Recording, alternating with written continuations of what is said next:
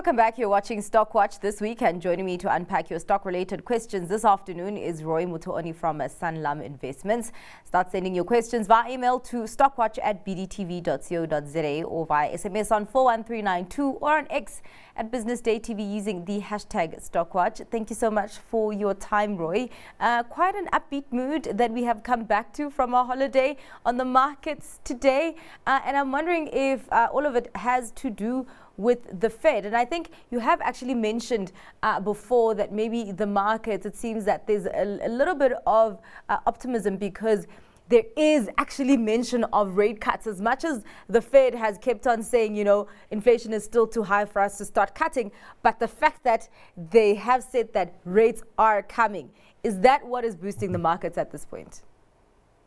It was actually a very interesting statement because they emphasized that you will probably get 3 rate cuts, but at the same time they said they don't expect inflation to go down to 2%. They actually, their forecast is for inflation to be at about 2.6, to average core inflation to average 2.6 for the year.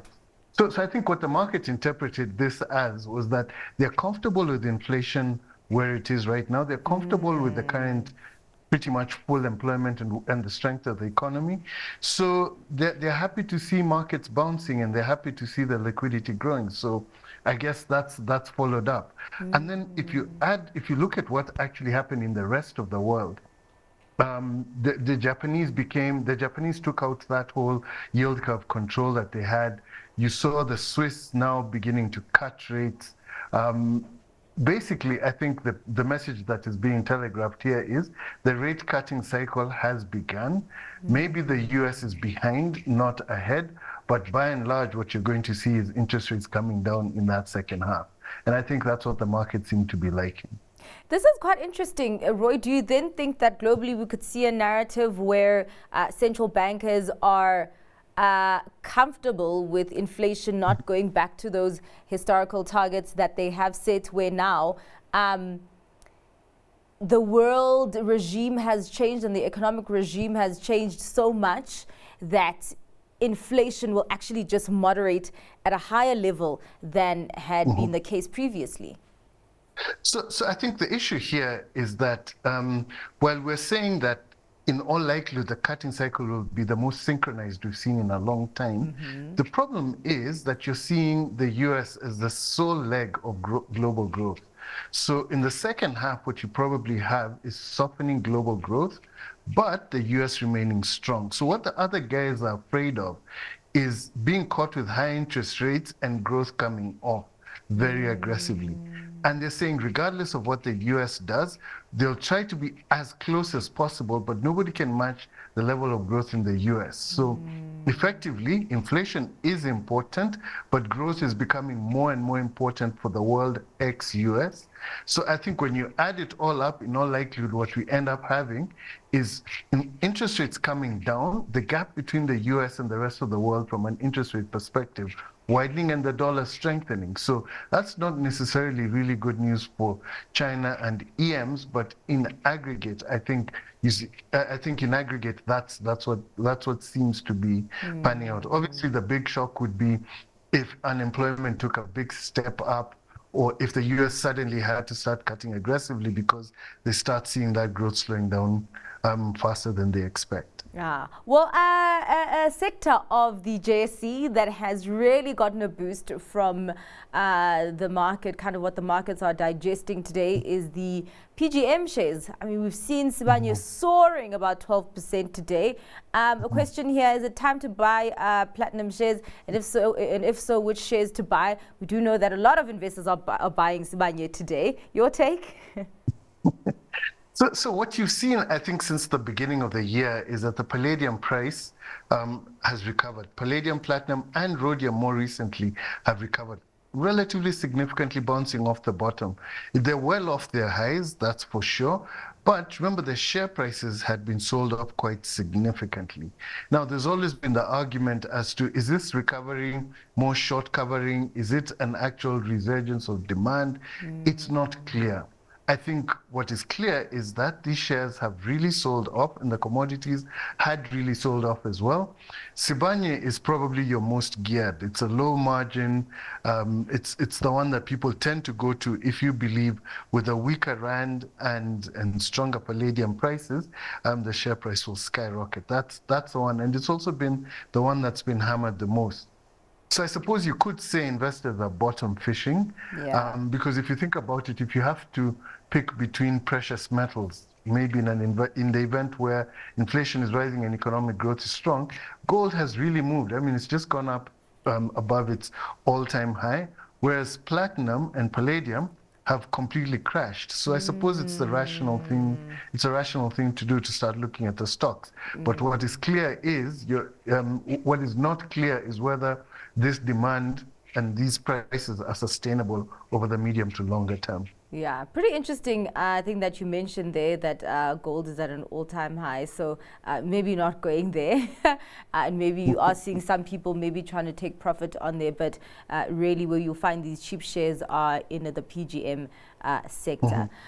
There is a question on Prosus and Naspers and the buyback. Of course, we know what they've been doing to kind of get rid of that cross-holding thing that's going on there, buying back the shares to add, more value to the companies. So what is the real impact of the buyback of Prosus, Naspers? Yeah, that's between Prosus and Naspers. It provides an underpin to the share price. If you have such a big buyer, and the thing is, they said this buyback will continue indefinitely when they do restart it. That provides an underpin, and it encourages those cross-holding discounts to start closing. And you've probably seen a lot of that in the Naspers share price, maybe not so much in Prosus. So it is working. Yes, it is. It is definitely working. I mean, they've really been buying aggressively, and also on the Tencent side, there's also a bit of a buyback that's going on as well. Yes. So I think, long story short, there's an underpin to the share price. There's a consistent buyer there. You just have to be comfortable as to what level of discount is the right one for each of those holdings. Yeah, I mean, would you actually be going into these right now? I mean, just also talking about the fact that they are working, so there is a boost that you are seeing in those share prices. Would there still be an opportunity to get in at these levels? So when you're buying Naspers or Prosus, what you're effectively doing is you're expressing a view on the valuation of Tencent as your baseline. If you don't like Tencent, you have no basis looking at these two, regardless of the discounts and everything. So let's start from a perspective that the recent Tencent results were relatively strong, showing incremental value and showing a group that is growing. So that makes that an attractive share. Now, when you come to these others, the question now becomes, how much do you price in the fact that all of these Chinese internet stocks or e-commerce stocks have significantly underperformed the US ones? Is there the capacity for that gap to close, or has that become very structural because of the hostility of the Americans to the Chinese? So you answer that question as well. And then the discount question. How much is too much? How much is too little? Clearly, these are there's a holding company discount that needs to be in each one of these, and you have to estimate at what point you think that discount has been closed. Clearly, it's not going to be at even parity, but it does exist. And then finally, there's the other portfolios there. You've had a change in management, and there seems to be a commitment that they want to bring these other investments back to profitability. Well, to profitability. Yeah. How much confidence do you assign there? So if you're positive on all of these issues, that Tencent will keep buying back, that maybe the Chinese come back into favor because the valuation gap is too high, and that these other investments will either be monetized or listed or sold away or brought into profitability, then you have to like these stocks. So I guess the spectrum of investor preference depends on where you lie along that line, how much confidence you have on each of those points. All right. Well, talking about confidence, investors have expressed quite a lot of confidence in the telcos companies today. Telkom, MTN, up 8%. and even Vodacom. So someone's asking Vodacom in terms of the Please Call Me settlement. Is the Please Call Me settlement fully provided for or discounted in the share price of Vodacom? If so or not, what would be the fair value of Vodacom? Is that a concern for investors at this point? Is it something that's showing in the share price? So these are, it's a lot of sentiment. So even before we get into that detail, literally in the last 1 week, your best performing telco wasn't any of these. It was actually Blue Label. And that was on the back of, I think the CEO of Cell C was presenting at a conference and came across incredibly well. And I think people are now getting a bit more confident about Cell C. Then when you come to MTN and Vodacom, remember, both of these have big investments outside of South Africa, MTN in Nigeria and Vodacom in Egypt. And those are two countries that have struggled from a currency perspective. So in Nigeria, the Naira sold off massively, and there was a perspective initially that this would continue to happen. Now, the problem is they sold their towers in Nigeria to IHS, and some of those leases are dollar linked. So if the Naira falls dramatically, then that impacts the lease payments, which impacts margins, and brought a lot of concern there. So that's why MTN was selling off, because it's not clear how you solve that problem. Whereas in Vodacom's case, the EGP sold off dramatically when they let it float. I think initially people thought, when you look at Vodacom, the rest of the business doesn't grow so fast. Egypt grows aggressively, but the problem is the Egyptian growth is not being reflected in the share price because of that uncertainty of the exchange rate. Now they've got this big deal that's coming from the Emirates that's going to support their budget and everything. So it looks like both the Naira and the EGP are more stable than people expected before. So that's why everyone's gone back into these, saying that in all likelihood now we can talk about earnings and the devaluations are already done. So rather rebase it. It might be a little bit early, but I think it's the rational way to think of both of these. Yeah. So basically, when you look at sentiment on Vodacom, not too much on the Please Call Me matter.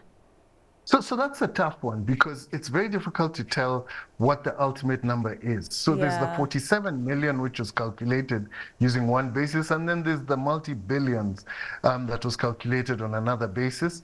There's a whole behind closed door negotiation on the go. There's also the constitutional. It's impossible to tell what the number is. If you put it in at the high end, that's a massive hit. I haven't seen a provision as such in the Vodacom numbers. And in the share, whereas in the share price, I think that's been more driven by what's been happening with. So I think it's too early to call. It's too early to put a number, and it's very uncertain as to what that number would be right now. I guess suffice it to say, the share should remain cheap for as long as you have this overhang around it. Okay, so at this point, you're saying that maybe would the fair value of Vodacom be more than what we are seeing currently at this point? Well, from a valuation perspective, both MTN and Vodacom are trading well below what they've traded in the past. So there's a lot of bad news already priced in. And as you can see, each time one of these levers is pulled, in terms of sentiment, in terms of things being resolved, the share price goes up. That tends to tell you that the share is being weighed down by the likelihood of bad news coming through. So absolutely, yes. So like you've seen today, more confidence in EGP, share price goes up. Maybe if this Please Call Me issue is dealt with in a way that favors Vodacom, or that is seen as a fair way for both, and the whole case goes away.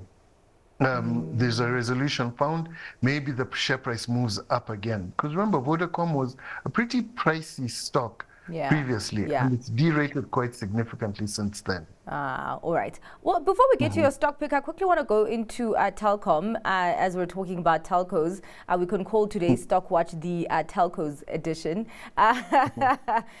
They've so finally signing an agreement with the private equity consortium for their masts and towers business. Of course, this is something that was expected, but it's it's quite, I guess, maybe encouraging the fact that they've actually signed on the dotted line, because as we know, Telkom has been struggling to sign on the dotted line for a lot of things.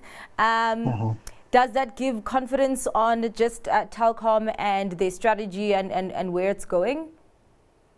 Well, the first thing is that it's going to take time to actually get cash to flow into the bank account, because that's what matters for Telkom. Yeah. They're heavily indebted. This is affecting their capex. This is affecting the number of other deals they can do and implementation of the strategy. So, I mean, like the CEO today, I think, was saying it could take a year, it could take 2 years, who knows, to get all of these approvals and for the cash to flow.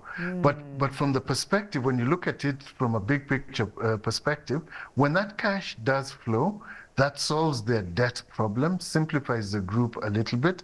Clearly, we'll need to understand what leases are in place and what implications there are and all of that. But the balance sheet pressure goes away and they can go back to investing in mobile, in BCX and in OpenServe, or even just start looking for a buyer or to unbundle more assets. So I think some of the uncertainty has been removed. I think the valuation that came out was probably higher than a lot of people in the market were looking at. So that's a good thing, and that's why you see the share price moving. But it hasn't moved by everything, because there's clearly time value of money here, and the market understands transactions of this nature are complex and take time to get through all the regulatory authorities. All right. Roy, let us get to your stock pick for today. What are you choosing? I'm still with Bidvest. The more I look at this business, the more I think it's underrated by the market.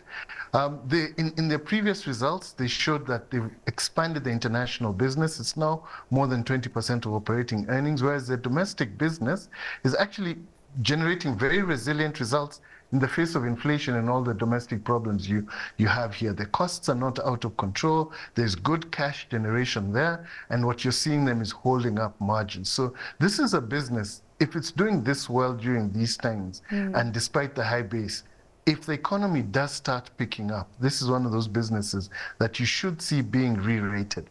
I know there's a lot of criticism that they're highly rated relative to other SA Incs., but there's a reason. Good quality, high diversification, and a solid management team that just keeps delivering. Yeah. I mean, is this also why, because so much is expected from Bidvest, that, you know, even when their earnings start to slow a bit, investors panic, but it's maybe not justified?